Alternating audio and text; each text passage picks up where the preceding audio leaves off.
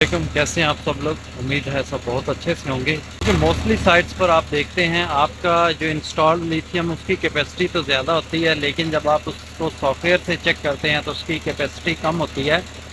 अब जिस तरह यहाँ इस साइट के ऊपर है, ये डोर ओपन हो सकता है, इसको तो आप ओपन करके देख सकते हैं, लेकिन मोस्टली क्या होता है कंक्रीट किया होता है, वहाँ पर आप देख नहीं सकते। वहाँ पर जस्ट आप यहाँ सिस्टम से चेक करते हैं और जितनी कैपेसिटी आती है आप उसी को कंसिडर कर लेते हैं कि इतनी है। लेकिन यहाँ से ही हम एक और चीज़ चेक कर सकते हैं कि आया हमारा कोई सेल डिस्कनेक्ट तो नहीं है, कोई अलार्म वगैरह उसके ऊपर अलार्म की वजह से या किसी और वजह से डिस्कनेक्ट तो नहीं हुआ। तो चलते हैं, स्टार्ट करते हैं। सबसे पहले मैं आपको दिखाता हूँ कि यहाँ इस सिस्टम से अगर आपको चेक करना हो कि आपका कितना लिथियम इसके अंदर इंस्टॉल है, कैसे चेक करेंगे। उसके लिए सबसे पहले आपने आ जाना है इसकी रनिंग इन्फॉर्मेशन के अंदर। रनिंग इन्फॉर्मेशन के अंदर आने के बाद आपने मेंस, जेनसेट, डिजिटल पावर और आपने आ जाना है यहाँ लिथियम बैटरी के ऊपर। लिथियम बैटरी के अंदर आएंगे तो लिथियम बैटरी ग्रुप आएगा, इसको आपने इंटर कर देना है। सबसे पहले यहाँ बूस्ट चार्जिंग बता रहा है, बैटरी के वोल्टेजेस बता रहा है 50 वोल्ट चल रहे हैं और चार्जिंग करंट बता रहा है 158 एम्पेयर चल रहे हैं। और उसके बाद ये टेम्परेचर बता रहा है, एवरेज टेम्परेचर जो होगा। उसके बाद नॉर्मल कम्युनिकेशन जो है वो बता रहा है कि BMS के साथ जो कम्युनिकेशन हो रही है VMU के साथ। अभी ये देखें यहाँ मुझे बता रहा है कि जी ये आ गया टोटल कैपेसिटी। यहाँ से आप देख सकते हैं कि आपकी कितना लिथियम आयन इसके साथ कनेक्टेड है। यहाँ मुझे ये बता रहा है 400, लेकिन जब मैं इसको थोड़ा सा डिग आउट करता हूँ तो मुझे पता चलता है यहाँ मेरे पास 400 की नहीं 500 की कैपेसिटी इंस्टॉल्ड है। ठीक हो गया।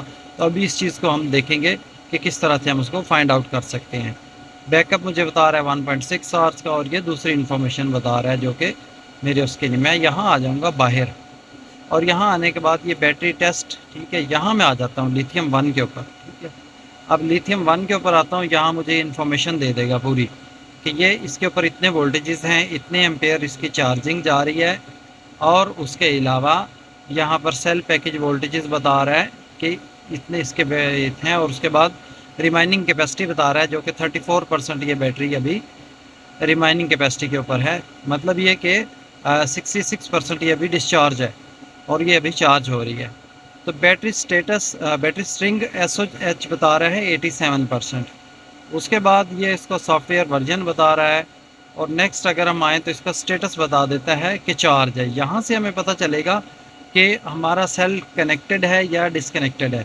अभी आगे चल के मैं आपको दिखाता हूँ। ठीक है, ये बैटरी 1 होगी हमारी। अब मैं बैटरी 2 के ऊपर आता हूँ। ठीक है, वो भी इसी तरह से बता रही। सबसे पहले तो मैं बैटरी कंफर्म कर लेता हूँ ना, क्योंकि मुझे इसने बताया था 400 का लिथियम आयन है, जबकि मैं यहाँ आता हूँ बैटरी 3, बैटरी 4, बैटरी 5। तो ये 5 बैटरियाँ बता रहा है, जबकि मेरे पास वहाँ बता रहा है कि 400 का है। अब इसकी सूरत ये भी हो सकती है कि अगर आपका कंक्रीट किया हुआ है तो 3 सेल इसके अंदर, 3 ब्लॉक्स आपके 100 के हो सकते हैं और 2 ब्लॉक 50 के भी हो सकते हैं। उस वजह से भी ये इस तरह बता सकता है, लेकिन हम इसको वेरीफाई करेंगे हर सेल की कैपेसिटी के साथ। देखें, सेल 1 कर लिया था हमने, सेल 2 पे आ जाते हैं। सेल 2 चार्ज के ऊपर है, ठीक है, और इसकी कैपेसिटी 100 है। सेल 3 पे आ जाते हैं, ये भी कनेक्टेड है, चार्ज पर है और इसकी कैपेसिटी 100 AH है। सेल 4 के ऊपर आते हैं तो ये देखें, ये चार्ज पर है और 100 है। इसका मतलब ये है कि हमारा 50 वाला कोई सेल नहीं लगा, यहाँ 5वां सेल भी 100 वाला ही है। उसको अब हम चेक करते हैं। तो ये देखें, बैटरी वोल्टेज NA बता रहा है, ये डिस्कनेक्ट है। बैटरी करंट भी डिस्कनेक्ट बता रहा है, ठीक है, रिमाइनिंग कैपेसिटी भी नहीं बता रहा। और यहाँ पर स्टेटस क्या बता रहा है, डिस्कनेक्ट। और कैपेसिटी की अगर बात करें तो 100 AH का सेल है। अभी हमें यह कंफर्म हो गया कि हमारा इस रेक्टिफायर के साथ 500 का बैंक कनेक्टेड है, 400 का नहीं। चूँकि हम रनिंग इन्फॉर्मेशन में देखते हैं तो 400 बताता है, लेकिन जब हम उसको डीप डाउन जाके देखते हैं तो ये बताता है 500। अब हम क्या करेंगे कि अगर तो हमारा ये है रैक बिल्कुल इसी तरह से कि कंक्रीट नहीं किया हुआ, हम इसको जस्ट ओपन कर लेंगे कीज से।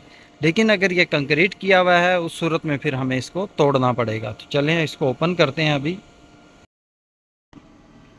अभी इसको ओपन करते हैं। ओपन करने के बाद देखते हैं कि आया कितने सेल हैं। देखें, 2, 2, 4 और 5। हाँ देखें ना, बिल्कुल 5 सेल लगे हुए हैं, जबकि वहाँ पर हमारे पास ये 400 की कैपेसिटी बता रहा है कनेक्टेड और 100 की डिसकनेक्टेड बता रहा है।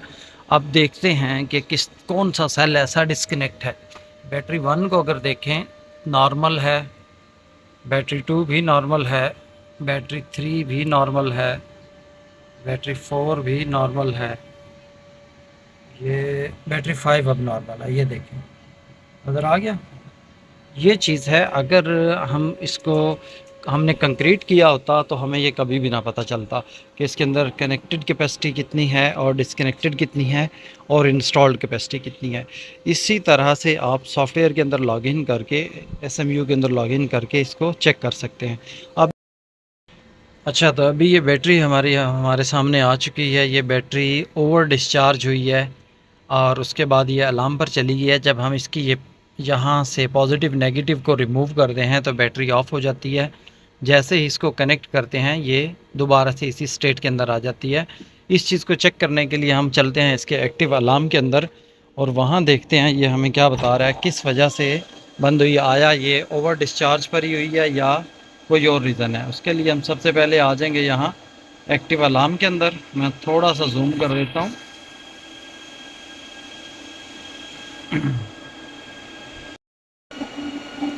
अच्छा, एक्टिव अलार्म के अंदर आने के बाद डोर ओपन बता रहा है, जेनसेट बता रहा है, मेंस बता रहा है, लिथियम बैटरी। देखिए ये लिथियम बैटरी प्रोटेक्शन आ रहा है और ये आ रहा है 2024 10/9 तारीख से, ठीक है। और प्रोटेक्शन अभी ये कंप्लीट मैसेज देगा।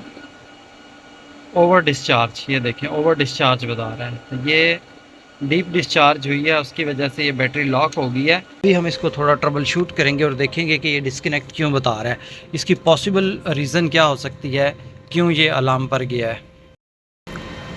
तो इसके लिए सबसे पहला स्टेप तो यह है कि मैं इसको सॉफ्ट रीसेट दूंगा। बेसिकली ये सिर्फ़ और सिर्फ एक रीसेट होता है जिससे कभी कभार तो ये अलार्म चला जाता है और कभी नहीं जाता। और इसका भी तरीक़ाकार ये होता है कि इस बैटरी को ओपन करना पड़ता है। ओपन करके इसको मैनुअली चार्ज करेंगे, मैनुअली चार्ज करने के बाद दोबारा से इसको कनेक्ट करेंगे तो ये इशू रिज़ॉल्व हो जाएगा।